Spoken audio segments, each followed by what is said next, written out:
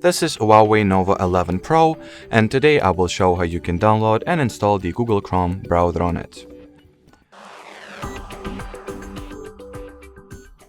So first you will need to launch the app gallery, then at the search bar input the Chrome query. Amongst the search results, here is the Google Chrome app that we can install directly from the app gallery, even though it is not in the app gallery itself.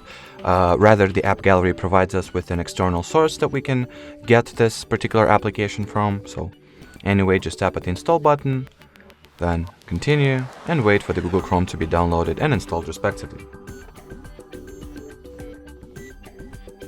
And now you can just launch the app and use Google Chrome as you would normally or usually do.